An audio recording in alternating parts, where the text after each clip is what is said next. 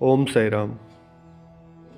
साईं बाबा की हर लीला में कोई गहरी सीख छुपी होती थी।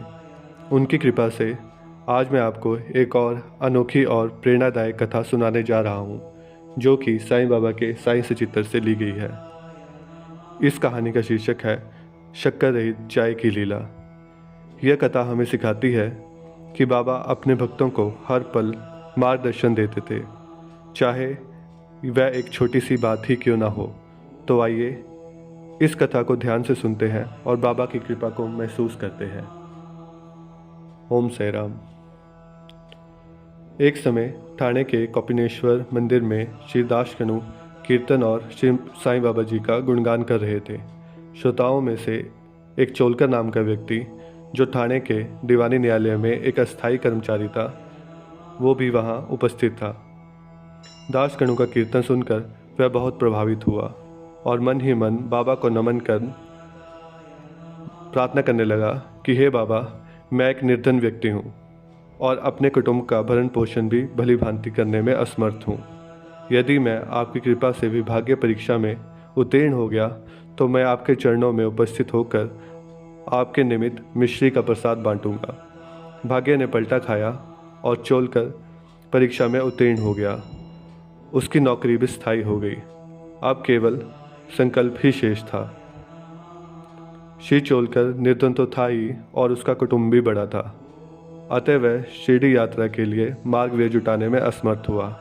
ठाणे जिले में एक कहावत प्रचलित है कि नाटे घाट पर सह्याद्री पर्वत श्रेणियाँ कोई भी सफलतापूर्वक पार कर सकता है, परंतु गरीब को उम्बर घाट गृह चक्कर पार करना बड़ा ही कठिन होता है। श्री चोलकर अपना संकल्प शीघ्र पूरा करने के लिए उत्सुक थे।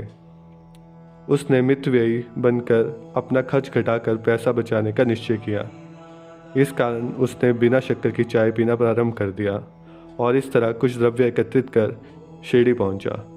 उसने बाबा का दर्शन कर उनके चरणों पर गिरकर नारियल भेंट किया और अपने संकल्प अनुसार श्रद्धा से मिश्री वितरित की और बाबा से बोला कि आपके दर्शन से मेरा हृदय को अत्यंत प्रसन्नता हुई है। मेरी समस्त इच्छाएं तो आपकी कृपा दृष्टि से उसी दिन पूर्ण हो चुकी थी। मस्जिद में श्री चोलकर का आतिथ्य करने वाले श्री बापू साहिब जोग भी वहीं उपस्थित थे। जब वे दोनों वहाँ से जाने लगे तो बाबा जोग से इस प्रकार कहने लगे कि अपने आतिथ्य को चाय के प्याले में अच्छी तरह शक्कर मिलाकर देना। इन अर्थपूर्ण शब्दों को सुनकर श्री चोलकर का हृदय भर आया और उसे बड़ा आश्चर्य हुआ। उनके नेत्रों से अश्रुधाराएं प्रवाहित होने लगी और वे प्रेम से विह्वल होकर श्री चरणों पर गिर पड़े। श्री जोग को अधिक शक्कर सहित चाय के प्याले अतिथि को दो, यह विचित्र आज्ञा सुनकर बड़ा कौतूहल हो रहा था। यथार्थ में इसका अर्थ क्या है? बाबा का उद्देश्य तो श्री चोलकर के हृदय में केवल भक्ति का बीजारोपण करना ही था।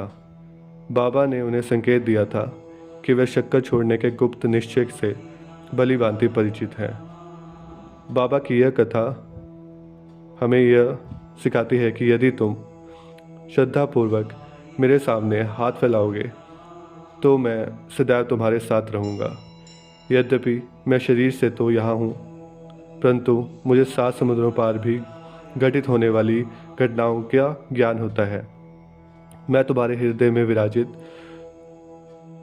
हूँ, तुम्हारे अंतरस्थ ही हूँ, जिसका तुम्हारे तथा समस्त प्राणियों के हृदय में वास है, उसकी ही पूजा करो।